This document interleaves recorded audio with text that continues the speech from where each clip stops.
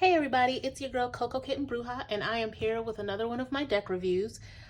This is the Okana Oracle deck, which accompanies the Akamara Tarot deck.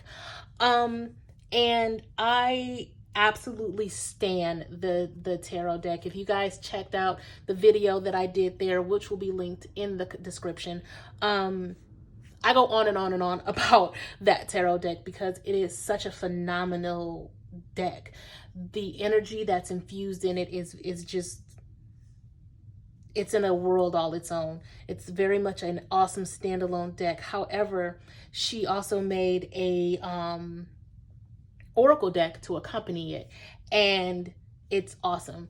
This particular oracle deck, I hear people say all the time, oh, tarot is more in your face and oracle is like a soft hug. Baby, let me tell you, this oracle deck is in your face. It is raw. It is to the point. It is very much I said what I said type of oracle deck. So let's get into it. It is a two-part box. It's a bit bulky because you have to kind of pull it apart from here. And it's mainly because of the guidebook, because the guidebook is bigger than the deck. So here we have the guidebook, which again, if you checked out the tarot video, you'll see that I am absolutely in love with her guidebooks. That's no different here with the Oracle. It's a bit wider, but it still breaks it down completely. We have our acknowledgments, our intent for the deck. And then she goes right into a very, very easy to read table of contents. You can get to every single card by itself, straight to the point here, right? And then she goes right into it. She even gives you a nice little note, like for your water cards. Only a fool tests the depths with both feet. What? Okay. This is the energy that we starting off with, right? So then she goes into each card. Oh, hold on. So then we go into each card. You guys know me, if you've been watching my deck reviews, I love having the picture of the card with the guidebook. So we go right into the card itself. She goes into the shadow element of it. And then from here, we go right into the meaning and how you can interpret this card. In this particular card, she gives you two different ways to interpret the card, but it is very straight to the point. The font is easy to read, whether you have glasses or not, which is important to me because I'm blind as hell. And it just goes into the different rundowns of the card. The way she breaks it down is very detailed, very structured, but at the end of the day, you're always going to have your own interpretation, right? You're always going to, no, not your own interpretation. You're going to get your own message from these cards, but the way she breaks it down is very real. It's very like, you might want to oil your scalp before you use this oracle deck because your edges are going to come up short every single time. It's just a beautiful breakdown of each card. But let's get into the card themselves, right? They are a little bit wider than the tarot. Here is the tarot card. Here is the oracle. So you're going to find that it's a little wider than the typical tarot, well, the tarot version of this particular deck. The card themselves, gold gilding, right? We have that cowrie, just like on the tarot. We have the black and gold, very minimal, which I absolutely love. And then we go into the card themselves. Ooh, the lust card. Okay.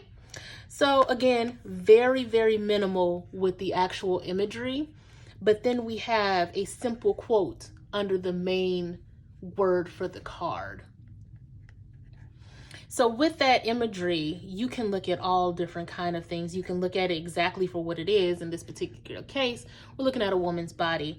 but then you can also see different things as far as the structure of the lines. If you turn it this way, you can see an 8 there. We're talking numerology now. There's all different kind of ways you can interpret the imagery on this card, no matter how minimal it is, right? They are standard card stock, you know, not too thin, not too thick. You want to be careful with your shuffling because they are gilded on the side, but they still shuffle very well. This deck runs $55 on the website. She also offers a package for the tarot and the oracle together, which that will be, the direct link to the oracle will be in the description below. They shuffle very well, very easy. Oh, we got one that came out already, quick and easy. So we have famine. Do not pick up what is discarded. Whew. How do you guys feel about that card? What are you getting from the word famine? Do not pick up what is discarded. Now, you often hear that one man's trash is another man's treasure and all that jazz. But sometimes we need to look at the red flags. Why was it put down? You know, why was it discarded? And how does that affect us? Is it something that we need to pick up? Do we feel like we are starving for something, and so the first thing that looks decent is what we go after? Are you starved in one area of your life so that desperation comes in and takes over? There's so many different ways that you can interpret this card, but let's actually look at the book for famine and see what it says. So famine falls under the Earth card, right? So we're looking at page 21.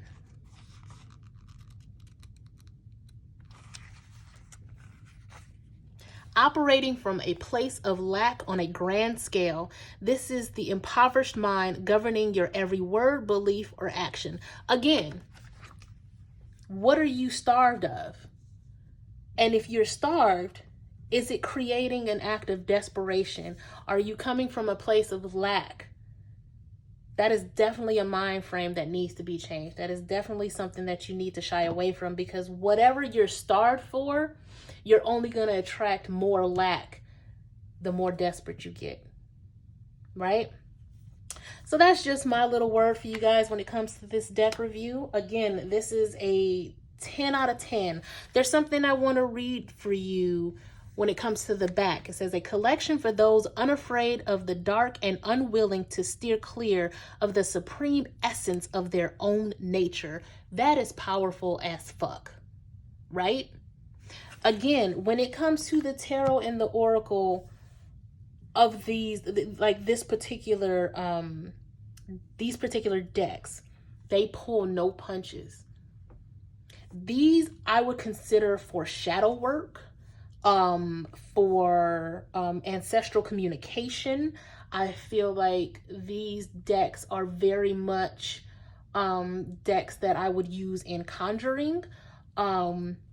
For those of you who are into ATRs, I am not, so I don't want to overstep my bounds, but if you do divination and you are a part of any ATR, that's African traditional religion, I would still recommend this deck. I feel like the tarot and the oracle complement each other, and they're very standalone. You could very much use this oracle by itself, and not need any clarifiers, because between the book and the way the energy radiates off these cards, you can very much use these by themselves, but they accompany the Okana Tarot very well.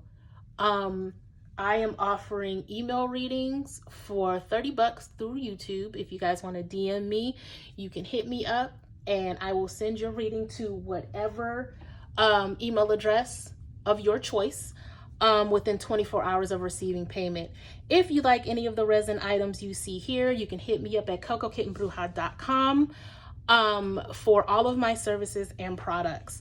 Until then, guys, hit that like, hit that subscribe, and I'll see you next time. Peace.